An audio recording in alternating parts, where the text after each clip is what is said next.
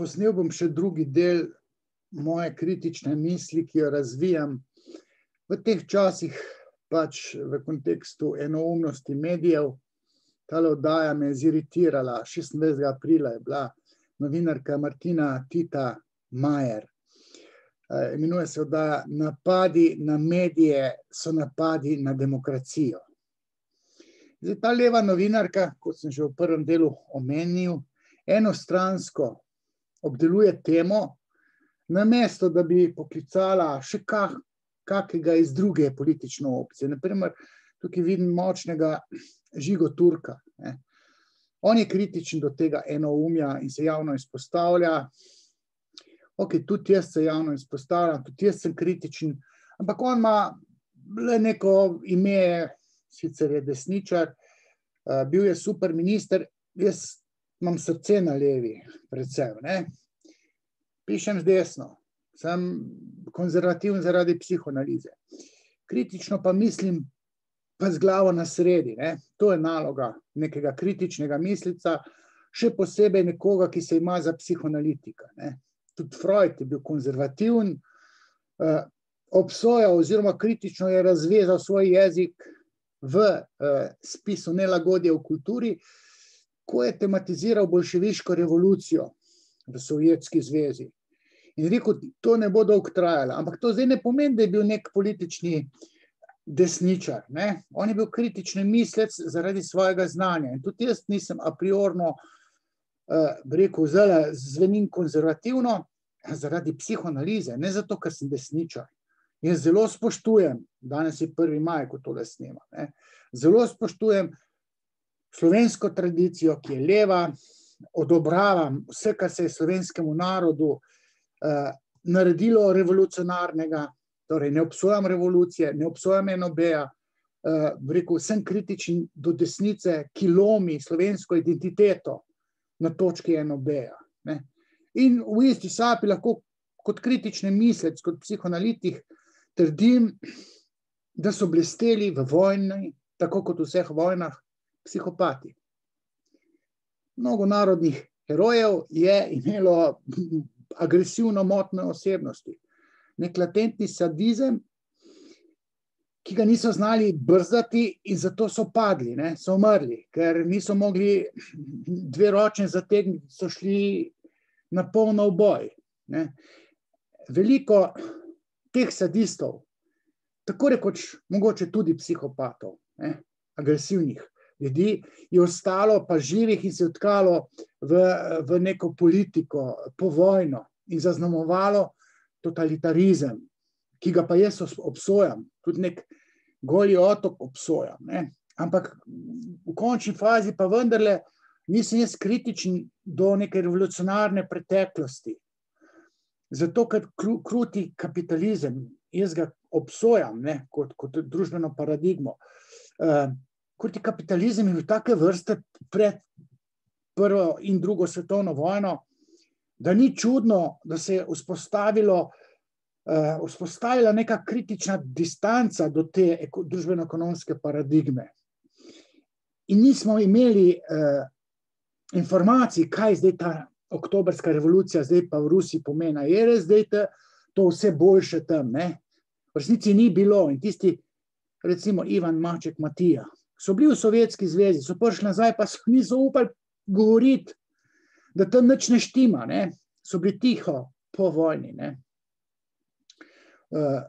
Tudi pred drugo svetovno vojno so bili v Sovjetski zvezi, ampak takrat se še ni nekak sistem vzpostavil.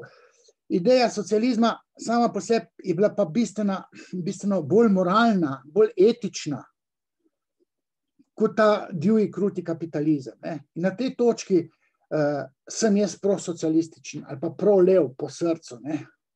Ampak sicer kot psihoanalitik pa ne morem biti politično opredeljen, ne, sploh pa ne radikalno.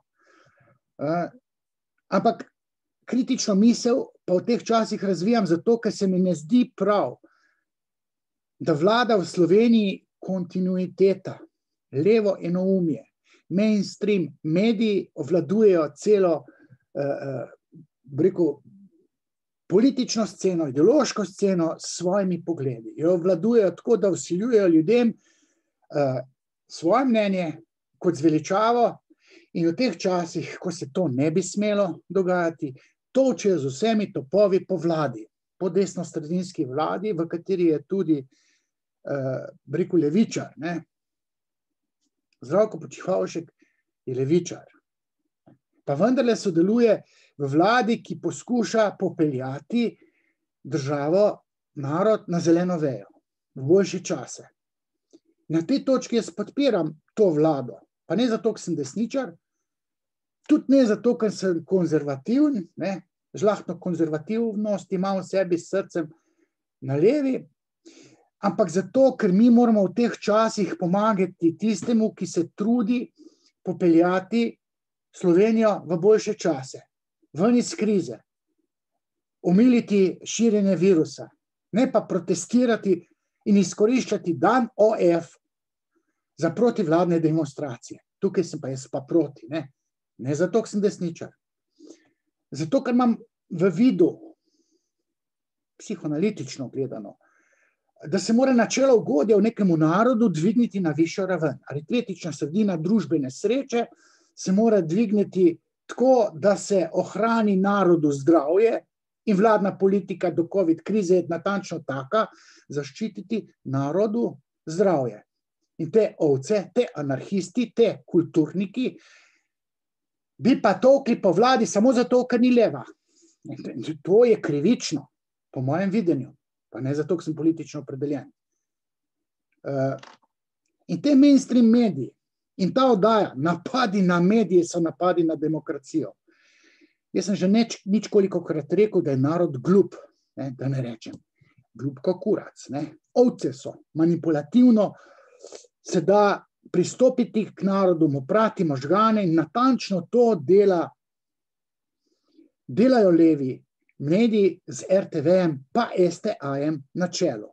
In potem se enoumno pristopi k neki oddaji s ponesrečenim naslovom, napadi na medije so napadi na demokracijo in popolnoma zavaja ta novinarka z izbiro gostov Petra Lesjak Tušek, ta predsednica, leva novinarka Društva slovenskih novinarjev, popolnoma kontaminirana s svojo politično opredelitvijo, poskuša stopiti na stran levosti.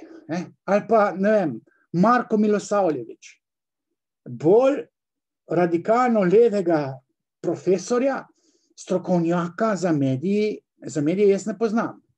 Mogoče Rudi Rizman, tam neke podpise zbiral, proti Janši pa tako naprej. In Nataša Pirc-Musar. Jo bomo zdaj poslušali. Prej bom pa rekel RTV, radio, to je na radio prvi program je tale oddaja, in televizija, Studio City. Edina normalna, rekel, pluralnost se dogaja na TV3, torej TV3, na tretjem programu, mimo TV3 Faktor, tam, kjer jaz razvijam vsak teden 14 dni kritično misel, ampak pri Pirkoviču so pa intervjuji tudi pluralni, za razliko od, ne vem, Odmevov, od Studia City, ki je nebuloza, leva nebuloza, in zdaj mi to plačujemo. In se ne pusti kritizirati te nepluralnosti na nacionalni mediji, nacionalni televiziji, da ne odmenimo drugih medijev, ki so mogoče pa kapitalsko obremenjeni z levim kapitalom in so zato pristranski. Nacionalna televizija ne sme biti pristranska. In plačujemo jo zato, da je pluralna. Radio plačujemo zato in ga poslušamo, ker hočemo zvedeti novice, objektivne novice, če so pa komentarji, mora biti pa levi in desni. Slovenska nacionalna televizija, vključno z STV AM, je pa levo pristranska. In to jaz kritiziram kot kritični mislec.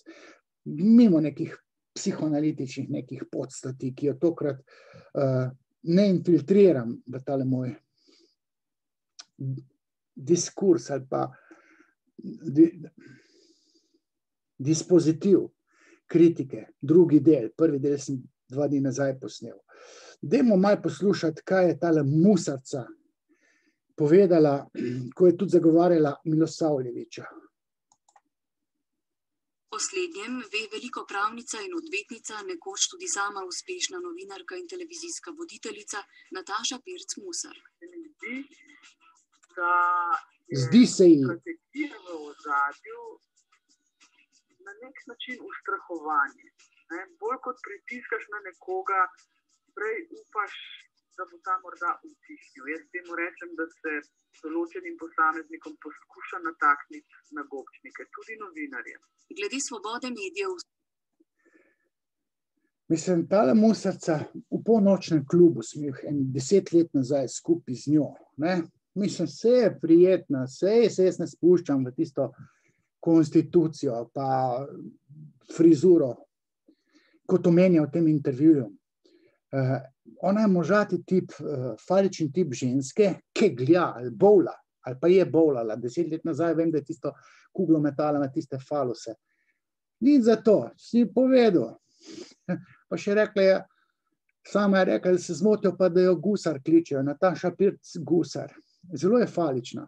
Vse lahko razvija kritično misel, ampak mora razvijati objektivno kritično misel. Ona ne more aktivirati vse možne obrambne mehanizme z racionalizacijo na čelu in z vsemi topovi točti po desnici, po Janši, po SDS-u. Pa to normalen človek, ki ima razvit kategorični imperativ, se pravi etiko, tega ne more delati. Musarca se eklatantno opredeli za levo politično opcijo, odmisli, da mora biti neutralna in potem zliva gnojnico v tem intervjuju, da glava peče. Skoraj v rangu, torej Milosavljevića, pa Petre Lesjak Tušek. In potem nima dost slovenskega levega enoumja. Strategija je, da je treba zdaj oprati možgane ali pa jih podkupiti ali pa poiskati leve enoumneže še v Evropski uniji in jih naprositi, da kaj povejo o Sloveniji. Ti, ki pojma nimajo, Lili Bajer pojma nima o Sloveniji, ali so jo pa podkupili z nekim ne vem kakšnim Soroševim denarjem. Pa to je zgrešeno. Dajmo malo tole Tito Majer poslušati, kako zdaj to pristransko, enoumno poskuša ljudem oprati možgane s svojimi pogledi na pluralnost oziroma nepluralnost medijev in napadov, vladnih napadov na demokracijo. Dajmo jo malo poslušati. Novinarki so v bran stopili številni kolegi, ugledni svetovni mediji in ustanove.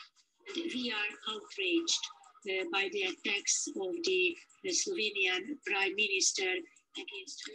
Ogorčeni smo nad napadi slovenskega premierja na novinarko in njenega delodajalca Politiko. Lili je odlično predstavila grožnje in napade na neodvisne novinarje in medije v Sloveniji. Mislim, Lili Bajer nima pojma. Lili Bajer naredi pristranski prispevek, ne zanimajo drugo mnenje, ne zanimajo nič, kot zlivati gnojnico po Janši, po SDS-u, po desnosredinski vladi. Mislim, levičar, Počivalšek to posluša in ga glava peče, tako kot mene. Pa sem rekel, da imam srce na levi. In kličejo te Nemce. In z Nemcem se pa ne zdi logično, da vlada pritiska na novinarstvo. Novinarstvo mora biti neodvisno. Nezaslišano je, da vlada pritiska na novinarje. Je pa ta Nemc tudi slučajno ne ve, da nemško novinarstvo se loteva podajanja informacij na objektivni način. On bi bil tele en mesec, da bi živel, pa da bi razumel pluralnost, pa nepluralnost teh, pa drugih, pa onih, pa levih, pa desnih medijev. In potem bi spoznal, da obstaja Mladina, Radio Študent, nacionalna televizija, STA, ki levo poročajo. Pa bi pa ugotovil, da Nova 24 pa desno poroča. Ja, levi in desni mediji, tako kot ima Amerika. Zdaj ne vem točno, kako je v Nemčiji. Ampak ta Nemc, ki ga tle sprašujejo, njemu na kraj pameti ne pride ideja, da bi neki novinari tako pristransko poročali, kot naši novinari pristransko poročajo o nekih dogodkih. Vrednotno sodbo da zraven, ko se zgodijo demonstracije za 27. aprila. Vrednotno sodbo v smislu, poglejte plemenite protestnike. Ne? Čez par dni, moj pa bolnice polne, pa si okužen. Če imamo mi odlog, pazite, ne še protestirati, svoboda govora, pravica do demonstracije, ok, vse v redu, samo ne v času krize. Ker če se ljudje zbirajo, in v Indiji so se zbirali, in zdaj imajo 200,000 mrtvih, jame kopljajo na dvorišču bolnic, podirajo dreveca, zakurijo pa naredijo naravni krematorij. In namesto, da bi nekdo na levici, z veliko in z malo pisano, rekel, čakajte malo, ne zdaj pičt kot škorpion tisto žabo, ki nas čez reko pelje, ne, na drugo stran. Ne to delati. Ne. Zdaj, če bi imeli mi Kučana, ki bi imel neko besedo, ne, ali pa če, ne vem, Golobičeva beseda kaj veljala, jaz tele Golobiča ne vidim. Zdrav, ne. Če bi bil, ne bi bilo takih kretenizmov na levi. Ker Golobič se meni ne zdi kreten, ne. In ga sploh ne vidim v tej zgodbi. Krizo je treba premagati. Puste naj Slovenija zdaj predseduje Evropski uniji, če tudi je Janša poglavar te države, ki predseduje pol leta, bo predsedovala, vse bo prišlo leto 2022. Potem se pa naj levica konsolidira, neha biti nora in neha biti pristranska v tej vojni, ne, z desnico in si nagrabsti vse medije in enoumno poročati. Pa to ne mora tako biti.